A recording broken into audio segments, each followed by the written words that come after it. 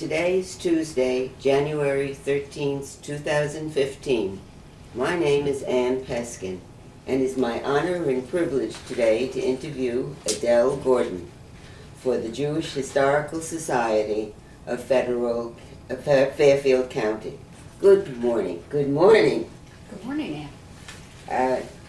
Tell me, where were you born?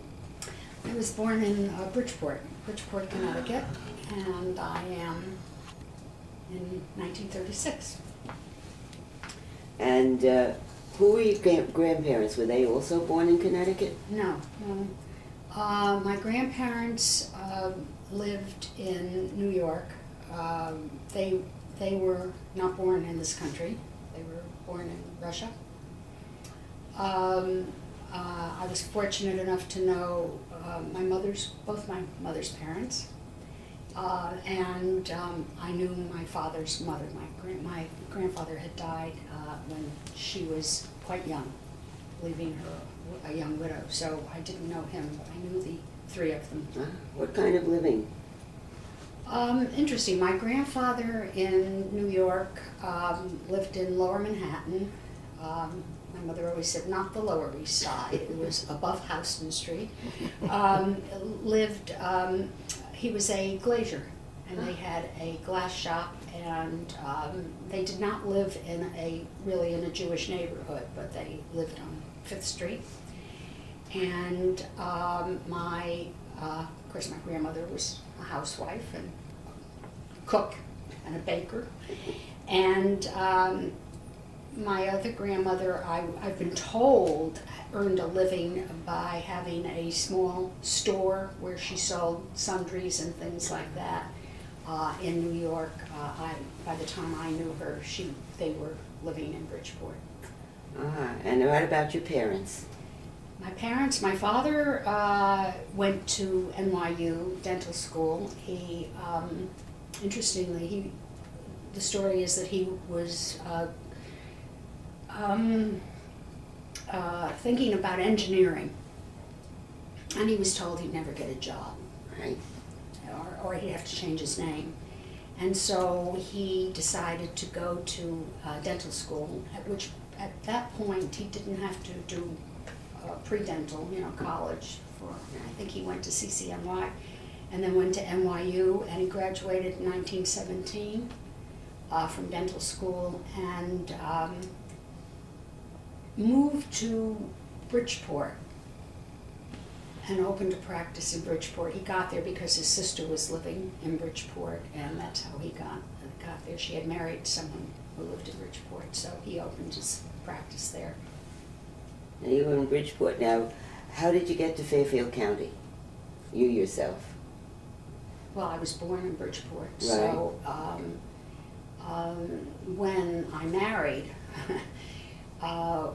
I was working in Bridgeport, my husband was working in New York City, and so we looked at a map and we went to Stanford. And he commuted one way and I commuted the other way. It was the opening of the Turnpike, which I could do to Bridgeport in 20 minutes in the morning, and down at Seaside Park where I worked, and it was easy. What was your family's involvement? Were they into any kind of politics or community service? My father was a registered Republican, and he was never involved in elected office, but he did dabble a little in politics. He was very community-minded and got a lot of awards and commendations for his activities, and all kinds of, whether it be it wasn't the United Way, but it was like the Tuberculosis Association, soliciting for TB, the United Jewish Appeal, so many things, and he sustained a very high level of community activity. Did you have any kind of political talk at the dinner table? Yeah. I don't remember, any specifics, but there was a lot of conversation, even if it wasn't at the dinner table, but just in general.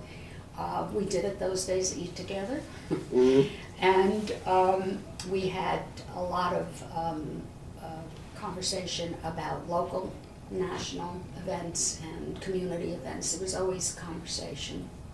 And talking about your education, where'd you go to college? I went to college, Boston University. What was your major?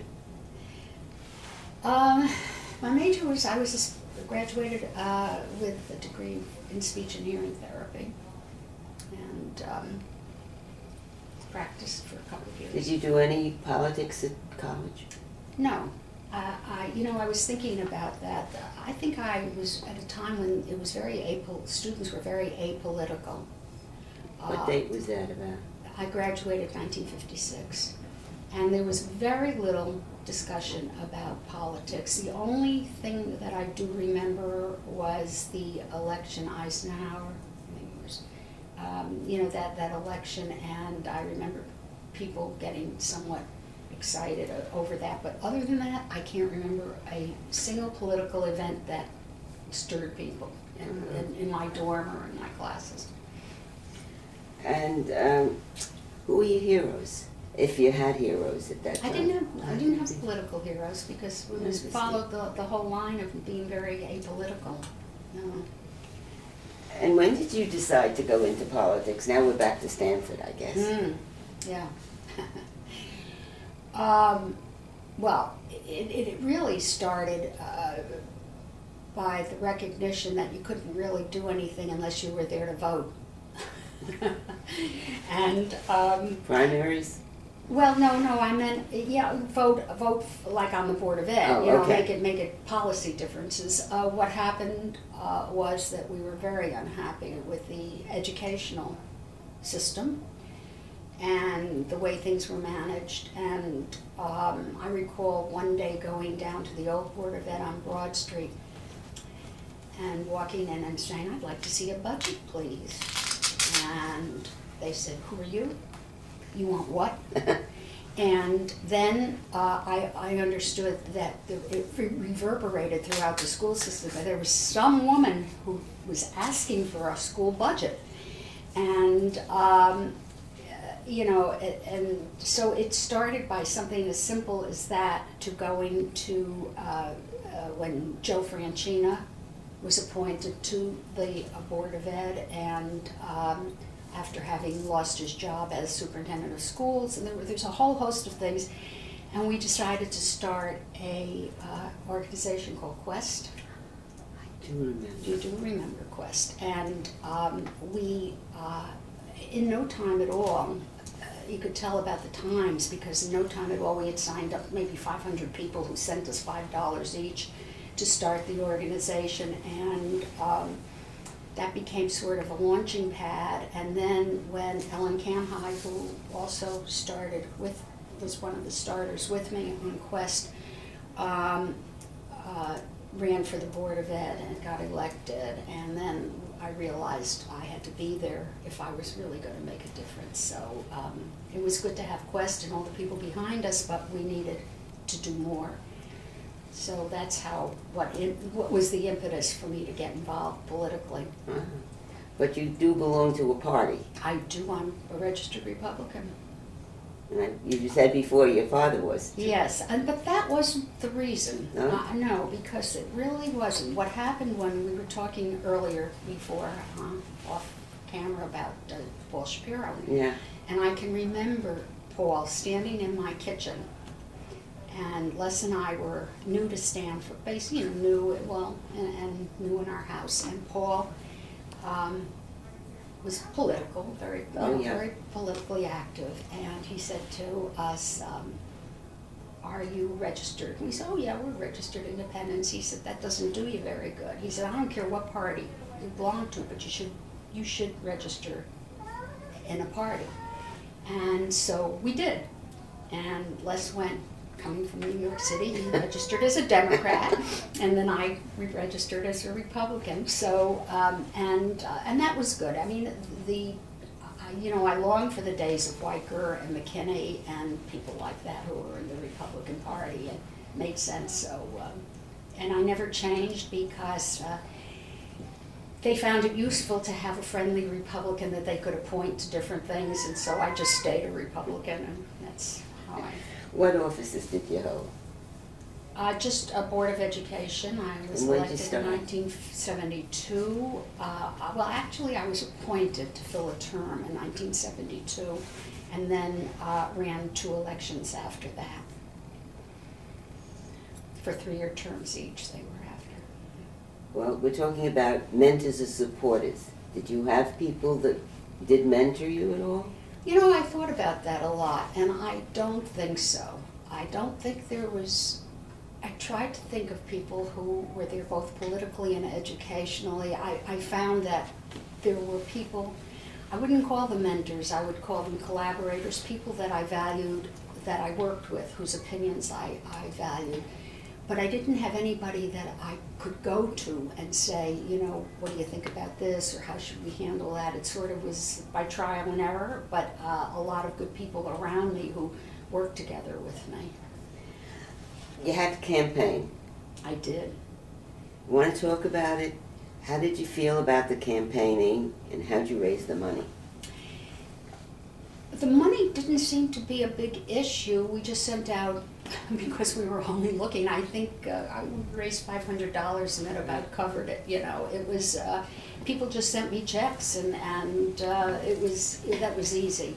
I love the campaigning because I loved being out there with people. I loved hearing their views. I loved knowing what they thought about things. I mean, you know, other than mentoring, this is where I got most of my feedback and really created my thoughts and where I wanted to go with them. And it was just being out there among people. I thought that was one of the best parts of Would you say that was part of the debates that you? We never had debates. We had forums. So that you never debated issues. You just sort of got up there and said, this is what I'm for, and I believe in this, and nobody questioned you. No, it was very civil in those days. People were very respectful and polite, and they weren't really debates. Now, were there any main issues? We talked a little bit before. Did you think of any? Oh, there were a lot of issues at the time. You know, there was a real transition for the Stanford school system. Things were not good. They were not good. There was a desegregation suit that was brought, and that created a lot of turmoil and upheaval for the community, because how were you going to do this? You had schools that were old and that were all black. Interestingly enough, when I look at today, where I see we have, you know, the Hispanic population has just grown tremendously. There were, I think, 7% at that time were Hispanic, white and black Hispanic combined, 7%. And so, you know, you had schools like Stevens, which was downtown, and Ryle, which was downtown, and they were torn down eventually, and you had to disperse kids all over, and, you know, it was a very hot topic and very emotional for a lot of people. Some kids who had never been, you know, north of the Turnpike and were now all the way up in North Stamford going to school, riding a bus for, you know, 25 minutes, half an hour, maybe longer. And so that was one of probably the biggest, and dealing with the growth of you know, the student population that grew, and I think there were 19,000 students at the time. It was huge. I'm not sure about that number, but that's what I read, and it seemed a lot to me. And then there was also, we didn't seem to be able to keep superintendents, so we were hiring a lot of superintendents. That was also, you know, an issue. And changing the way we do education. There were a lot of things, but transparency was important too, because, as I said, when I went and asked for a budget, I couldn't get one, and you know, the public's right to know about what was happening there. Now, I don't remember, but what about the unions? Were you affected at all, teacher union at all? I can't remember if we ever had. I don't think there were always ups and downs. My job, one of my duties was to deal with the custodians union, which in itself was a big learning, you know, about how the city ran. The custodians worked for the Board of Ed, but they were administered and handled by the city. And it was a cute anecdote. So there I was, and I said, well, I'm going to do this right. And I read the whole contract, union contract, and I had gotten input from people on the Board of Ed, what needed to be changed in the contract, and what we needed from the custodians. But of course it was, our lawyer was the city lawyer. And since the impact of the contract for the custodians impacted the city budget as well, you know, they were in control, and they didn't want to change much. And one day, you know, I brought in donuts and coffee for the custodian. We sat around the table, and they all kind of almost patted me on the head and said, thank you very much, we love your donuts and coffee, and totally ignored every recommendation I had and passed the budget. And it was strictly on dollars and not on, you know, on workflow and so forth. So that was an interesting learning experience, but they liked me, and it was nice.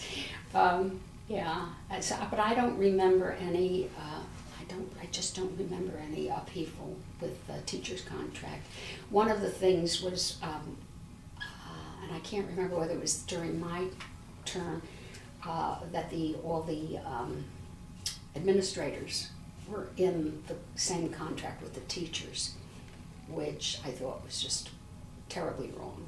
And eventually they separated out into two unions, but that was a problem at the time.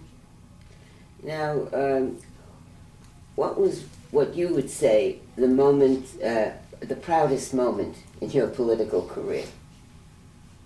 I know that's a hard one.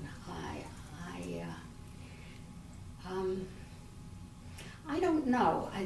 One of the things that I loved, I don't know if it was the proudest moment, but one of the things that always made me feel good. A feel-good moment was the graduations, the high school graduations. And that I just loved, because you saw kids who were, you know, came through, made it. It was so significant, and that gave me a lot of pleasure to be there. And did you spend much time preparing the speech for the graduation?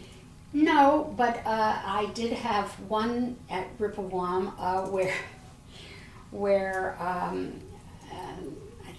think it was my daughter's graduation, actually, where I was asked to speak as well, and Congressman McKinney was going to speak, and we were outside and we were watching the clouds form, and I managed to get through my speech and get it, and the reins opened up, and he never got to do his.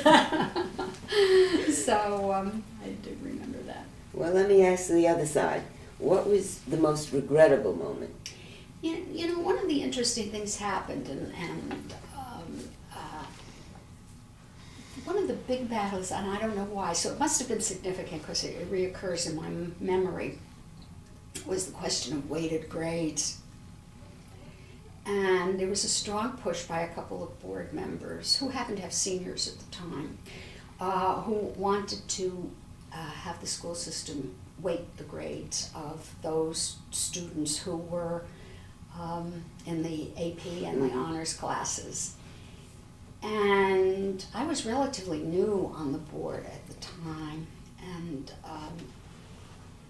not feeling comfortable, but voted for it, and it passed. It passed with Ellen and I both voted for it. And, I guess she was not too comfortable with it either, but it passed. And I actually lost sleep over that one, and thinking that there was an inherent unfairness about that, and really believing that the colleges did make a difference to them, because they knew if a child took an AP course or a high-level honors course that they were working harder, and if they got an A in it, they deserved it. But a kid who was just in a regular class got an A, they deserved that too, you know, and it changed where the class rank, because if you know. So I went to, and then I got a call from somebody from the community. It was Marilyn Dale, as a matter of fact, you know. And she said, Adele, why'd you do that? And I said, I don't know, Marilyn. I really don't know. It's really bothering me. And we talked about it. So then I researched Robert's Rules of Order and found out that because I was on the prevailing side, I could go in and recall it. So the next, without telling anybody, only yelling because I needed the vote, that I was going to do this. And I also knew that I would meet a lot of opposition by those who wanted to have the weighted grades.